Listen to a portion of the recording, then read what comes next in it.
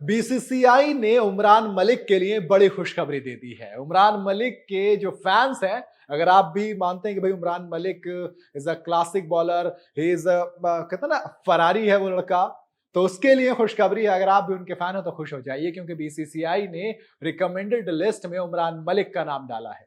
इसका मतलब ये कि जो लोग कह रहे थे कि टीम इंडिया के लिए उमरान मलिक के दरवाजे अब बंद हो गए हैं, वो अभी बंद नहीं हुए हैं। बीसीसीआई ने कह दिया, अरे रुको यार, हमें उस लड़के पर भरोसा है, हम अभी उस पर और इन्वेस्ट करना चाहते हैं। तो उनके लिए उमरान मलिक अभी एक एसेट है, लायबिलिटी नहीं। उमरान मलिक ऐसा टैलेंट है जिसके बारे में ब्रेट ली से लेकर शुएब अख्तर तक हर कोई कहता है कि यार वो लड़का फरारी है। फरारी ब्रेट ली ने कहा था कि टीम इंडिया के पास फरारी है, और वो उसे किस तरीके से गैरेज में रखते हैं, रोड पे चलाते हैं, ये उनके ऊपर है।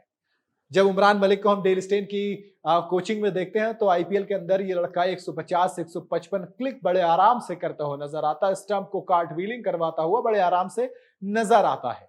लेकिन पिछले कुछ वक्त में बात ये चल रही थी कि उमरान मलिक और टीम इंडिया ये दोनों अब बिल्कुल जुदा हो गए हैं, इनकी अब वहां पर एंट्री नहीं होगी, क्योंकि जो लड़का कल तक टीम इंडिया की प्लेइंग 11 में हुआ करता था वो इंडिया ए के स्क्वाड में भी नहीं था।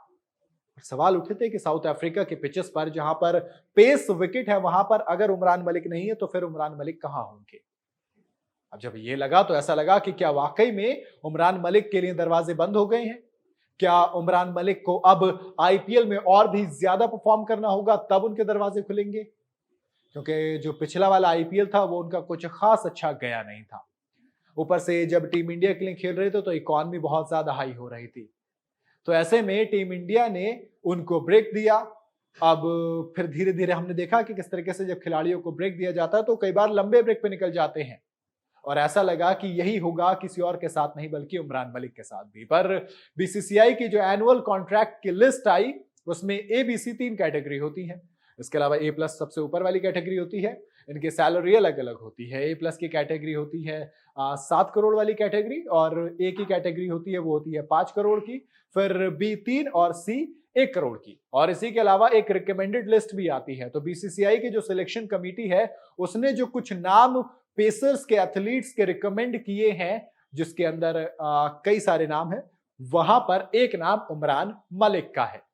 तो ऐसे में अब इतना तो आप कह सकते हैं कि हाँ, उमरान मलिक के लिए दरवाजा भी बंद नहीं हुए हैं। पर सवाल मेरे मन में जो आता है वो ये आता है कि क्या उमरान मलिक जो कि डोमेस्टिक सर्किट में आईपीएल में जब खेलते हैं तो उनकी पेस 150 155 की रहती है, पर जब वही उमरान मलिक जब टीम इंडिया के लिए खेलते हैं तो उनकी स्पीड एकदम से खिसक के नीचे 140-45 पे आ जाती है।